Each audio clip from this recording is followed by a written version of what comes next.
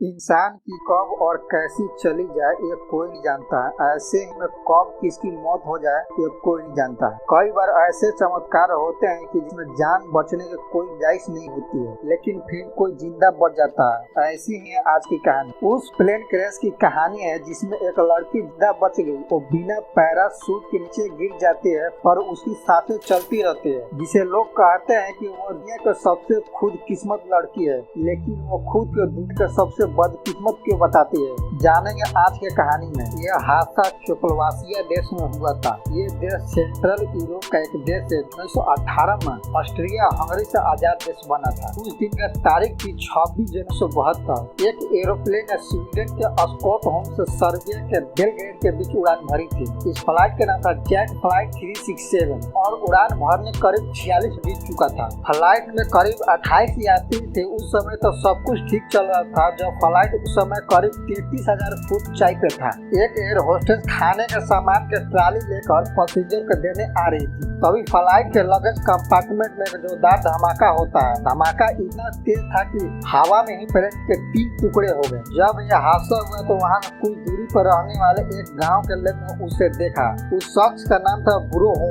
जब वहाँ प्लेन का मार्बा गिरा तो वो जल रहा था। उसी समय ब्रूनो वहाँ पहुँच जाता है। उसी समय अचानक उसकी नजर एक जगह पर जाकर ठिठक जाती है। यकीन नहीं हुआ क्योंकि एक जगह पर कुछ हलचल हो रही थी। दर्द से कहराने की कुछ आवाज आई। उस दर्द में भारी आवाज से पीछा करते हुए ब्रूनो वहाँ पहुँच जाता है और देखता है कि एक लड़की यहाँ फंसी हुई है। क्योंकि ब्रूनो दूसरे विश्व युद्ध में मेडिकल टीम का हिस्सा रहे थे, इसलिए उन्होंने तुरंत उस लड़की को बेहद ही संभाल कर निकाला और उसकी प्राथमिक इलाज की। उस लड़की के दिमाग में गहरी चोट लगी थी और पैर की हड्डियां टूट गई थी। इसके साथ ही मांसपेशियां फटी हुई थी। अब जैसे ही उस लड़की को फर्स्ट एड मिलता है उसके बाद वो लड़की कोमा में चली जाती है। करीब 2 हफ्ते बाद उसे फिर होश आता है। वो लड़की करीब 23 साल की थी जिसका नाम वेस्ना उवुल्का था, जो सर्बिया का रहने वाले इस फ्लाइट का क्रैश होने में एकमात्र जिंदा बची लड़की है, जो 33,000 फुट की ऊंचाई से बिना पैराशूट के नीचे गिरी और जिंदा बच गई थी।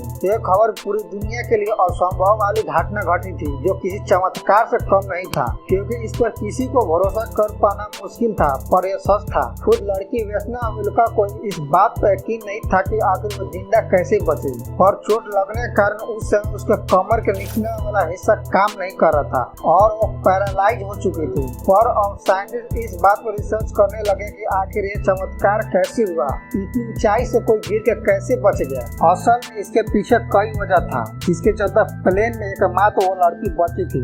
दरअसल इसके पीछे बड़ी वजह थी कि वेस्ना का ब्लड प्रेशर बहुत कम था। दूसरी वजह यह थी कि हादसा हुआ तब वो खाने का ट्राली लेकर आ रही थी। उसी समय प्लेन क्रैश हुआ, 3 टुकड़े हुए तो ट्राली प्लेन के एक हिस्से में टकराकर फंस गई। इसी प्लेन और ट्राली के बीच के हिस्से के स्पेस में वेस्ना ऐसी फंसी के दोनों तरफ से वो कवर हो गई। तीसरी वजह थी कि प्लेन क्रैश होने के बाद बर्फ की मोटी चादर पर गिरना था, क्योंकि जब 33,000 फुट की ऊंचाई से नीचे गिरी तो बर्फ के टकराने की वजह से काफी हद तक उनको काफी कम चोट लगी, क्योंकि ठोस सरफेस नहीं था बल्कि बर्फ का हल्का सरफेस था।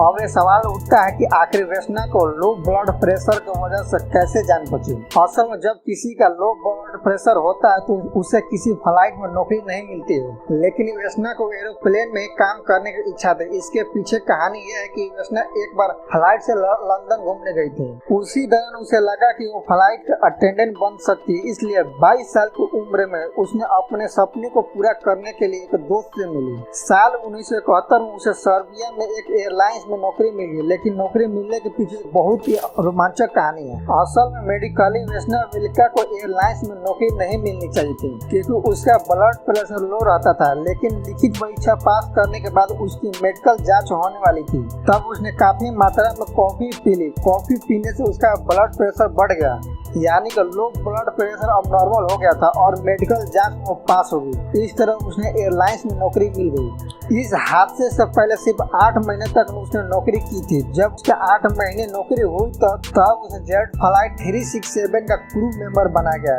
जिस 26 जनवरी 1972 को यह हादसा हुआ था, उस दिन भी इत्तेफाक की बात है कि फ्लाइट में वेस्ना को नहीं जाना था। असल में उस फ्लाइट में वेस्ना नाम की दूसरी लड़की का ड्यूटी था, लेकिन नाम समान होने की वजह से स्कॉट होम के बेलग्रेड जाने वाली फ्लाइट में वेस्ना विलियम्स को ड्यूटी दिया गया।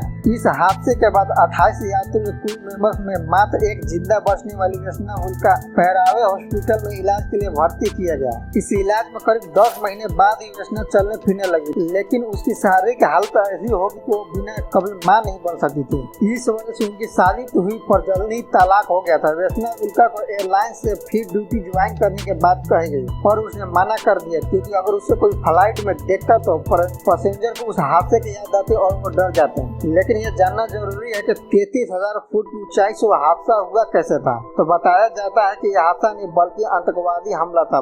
बम को किसी सूटकेस के जरिए फ्लाइट के लगेज कंपार्टमेंट में रखा गया था। उस जमाने में एयरपोर्ट पर आज जैसी चेकिंग नहीं होती थी, लेकिन इस घटना के संदिग्ध आतंकवादी को आज तक कोई सुराग नहीं मिल सका है। लेकिन इस हादसे के कई साल बाद 2002 में एक इंटरव्यू के दौरान वेस्ना ने बताया था कि क्योंकि पायलट ने इस उड़ान से पहले करीब 24 घंटे तक खुद को होटल में कमरे में बंद रखा था। वो अपने कमरे से बाहर भी नहीं आना चाहते थे। इसके अलावा जब वेस्ना को हॉस्पिटल में इलाज चल रहा था तब वहाँ आज तक इतनी सुरक्षा व्यवस्था कड़ी कर दी थी कि कोई एकमात्र जिंदा बची लड़की को कोई अटैक ना हो सके। लेकिन वेस्ना का इस हादसे में बचना और उसके ब्लड प्रेशर के लो होने से क्या लेना देना। इस बारे में एक्सपर्ट डॉक्टर बताते हैं कि जब भी आप हजारों फुट की ऊंचाई पर होते हैं और अचानक ऐसा हादसा होता है तो ब्लड प्रेशर काफी बढ़ जाता है और फिर ऑक्सीजन की कमी से दिल फट जाता है। उस फ्लाइट में दूसरे यात्रियों के साथ ऐसा ही हुआ होगा, लेकिन वेस्ना विलियम्स का ब्लड प्रेशर लो था। ऐसे में उसका ब्लड प्रेशर बढ़ा भी तो सामान्य लोगों की तुलना में काफी कम रहा होगा,